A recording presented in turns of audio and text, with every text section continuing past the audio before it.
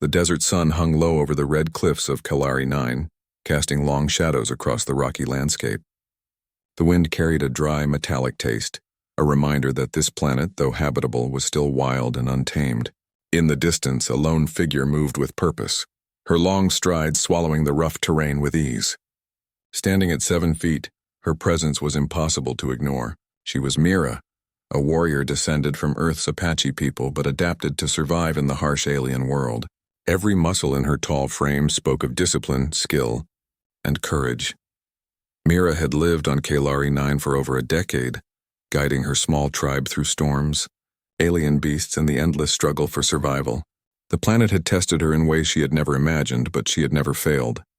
Until now. A sound from the canyon below made her stop mid-step. A vehicle, a small wheeled contraption unlike any she had seen, was kicking up dust as it bounced over rocks. Mira crouched behind a jagged boulder, her sharp eyes taking in the newcomer.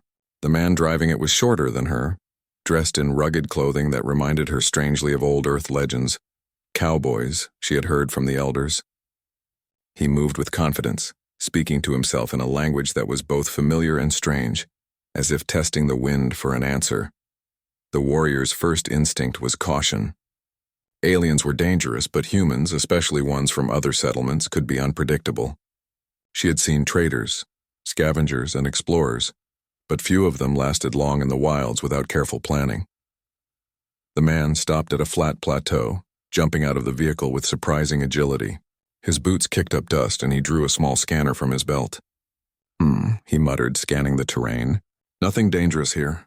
Yet Mira's eyes narrowed. Nothing dangerous? She whispered to herself. Every place is dangerous if you are not ready. She decided to observe a little longer.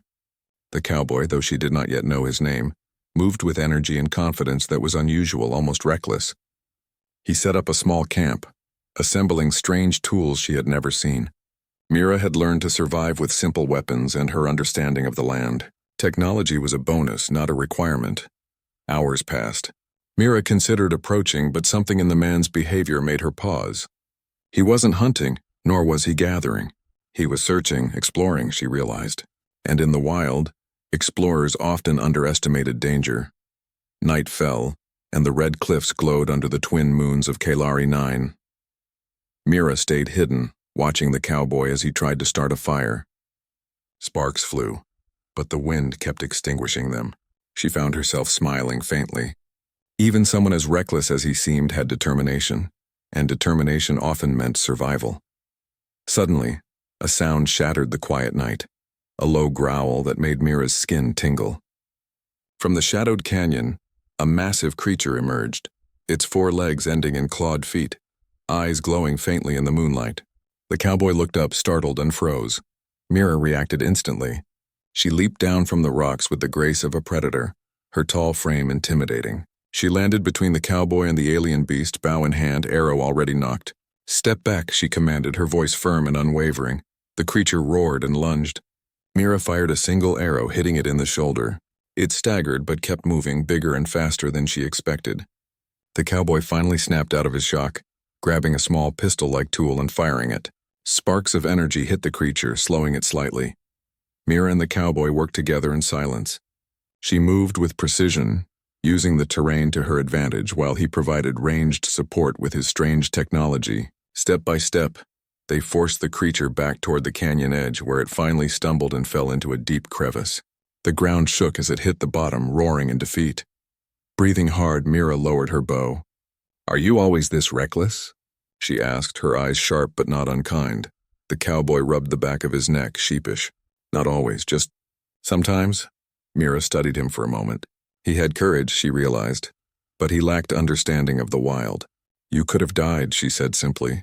"Maybe," he admitted. "But I didn't." That simple statement struck Mira. Humans, especially those from other settlements, often survived against impossible odds. There was something in their resilience, in their refusal to give up, that she could respect. The next morning, Mira approached him openly. "I am Mira," she said, holding out a hand. "You are far from home." The cowboy looked surprised, then shook her hand firmly. "Name's Jace," he said. "And yes, I suppose I am." They spent the next days learning from each other. Mira showed Jace how to read the wind, track alien creatures, and move silently through rocky terrain. Jace shared his knowledge of technology, demonstrating tools that could detect water and other resources, or devices that could communicate over long distances. At first, Mira was skeptical. The cowboys' gadgets seemed unnecessary, even a little foolish. But when a sudden storm hit, a violent sandstorm that could strip flesh from bone, Jace's inventions kept them safe. Shelters rose quickly and water reserves were detected just in time. Mira's respect for him grew. One evening, as the twin moons reflected on the jagged cliffs, Mira spoke quietly. "I did not think humans from other settlements could survive here without dying quickly. You have skills I did not expect," Jace grinned. "And I didn't expect to learn so much from someone who can take down a creature twice my size with just a bow." They shared a laugh, a rare moment of lightness in a harsh world. Despite the differences in their height, culture, and approach to survival, a bond was forming built on trust, respect, and the recognition that humans were capable of extraordinary things when faced with danger. But Kalari 9 was far from done testing them. Rumors among the tribe spoke of another threat, an unknown predator faster and smarter than the last with a taste for humans. Mira and Jace knew they would have to work together again, combining her instincts and strength with his ingenuity. The planet was challenging, but it had also shown them something fundamental. Humans could survive anywhere, even against unimaginable odds, as long as they learned to trust each other. As the night wind blew over the cliffs, Mira looked out at the horizon. "Tomorrow we hunt for resources," she said, determination in her voice. "And we will survive." Jace nodded, tightening his scarf against the chill. Together, then. The twin moons glimmered above, casting long shadows over the rugged landscape. On Kalari 9, survival was never guaranteed, but in this moment, two humans, so different yet so alike, stood ready to face whatever the wild world would throw at them, and the planet had no idea what it was up against. The next morning, the sun rose over the red cliffs of Kalari 9, painting the jagged rocks with shades of gold and crimson. Mira stretched her tall frame and scanned the horizon. The twin moons of last night had faded, replaced by a harsh, bright sun. She could feel the heat on her skin, but it did not bother her. The planet was unforgiving, but she was stronger. Jace was already at the small camp tinkering with one of his gadgets. The strange device emitted soft beeps and flickers of light, scanning the ground for something invisible to the naked eye. "Morning, Mira," he said with a grin. "I think I found something interesting." Mira raised an eyebrow. "Interesting? Or dangerous?" Jace laughed. "Maybe both." They followed the device's readings into a deep canyon, the walls rising like sheer red cliffs on either side. The air was still, and even the wind seemed hesitant. Mira moved ahead, bow ready, senses alert for any signs of life. Jace kept close, holding a small energy tool that could emit bursts of light and sound to distract predators. Hours passed, and the canyon grew narrower. Strange plants with translucent leaves glimmered under the sunlight, and the ground was littered with rocks that seemed to hum faintly when touched.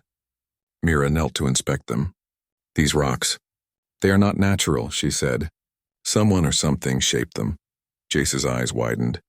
"Alien technology, maybe. Could be ancient." Suddenly the ground shook violently. Dust and small stones tumbled down the canyon walls. Mira grabbed Jace's arm. "Hold on!" she shouted. From above, a massive shadow loomed. A flying predator, its wings spanning over 20 feet, circled the canyon, eyes glowing like molten metal. It had clearly claimed this territory as its own. Mira and Jace ducked behind a rock, hearts pounding. Mira whispered, "We cannot fight it head on. Too fast, too strong." Jace nodded, scanning the canyon.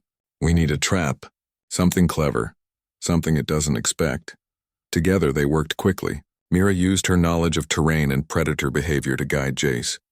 He placed small energy nets and trip devices along narrow paths. Mira lured the creature with precise movements, leading it into the trap. The predator lunged, but its wings caught the energy nets. Sparks flew as the devices immobilized it, forcing it to land with a thunderous crash. Mira kept her bow ready, while Jace's tools emitted bright lights and sounds to keep it distracted. Step by step they cornered it until it finally fled into the canyon depths, unable to pursue. Breathing heavily, Mira and Jace shared a look. "Good work," she said, a rare smile appearing. "You too," Jace replied, wiping sweat from his forehead. "We make a pretty good team." They continued deeper into the canyon, discovering an ancient alien structure hidden among the cliffs. The entrance was carved from stone, adorned with strange symbols that glowed faintly in the dim light. Mira ran her fingers over the carvings. This place, it was built by intelligent beings, long before humans arrived. Jace activated a scanning device which emitted soft blue pulses. It's emitting energy readings. Some kind of technology is still active. Inside, the walls were lined with panels that seemed to respond to touch. Jace experimented with them, and a door slowly slid open, revealing a chamber filled with advanced devices. Mira stepped forward, awed but cautious. We must be careful.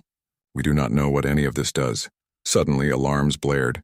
Lights flickered and a holographic map appeared, showing the canyon and nearby settlements. Mira and Jace realized they had triggered some kind of security system. We need to leave, Mira said firmly. Now. But as they turned to exit, they saw movement outside the entrance. Rival colonists, humans from another settlement, had found the canyon. They carried weapons and scanners, clearly aiming to claim the alien technology for themselves. Jace's eyes narrowed. They don't understand this place. They'll destroy it, or worse, themselves. Mira's hand went to her bow. Then we protect it, together. The two humans moved with precision. Mira used the terrain to her advantage, taking high positions on ledges and striking only when necessary to disable the colonists' equipment. Jace used his gadgets to create diversions and block their scanners. Step by step, they forced the intruders back, protecting the alien technology without causing serious harm. Hours later, the rival colonists retreated, frustrated and beaten. Mira and Jace collapsed onto the canyon floor, exhausted but triumphant. You know, Jace said, panting. We could have fought them head-on. But this was smarter. Mira nodded. Strength alone is not enough.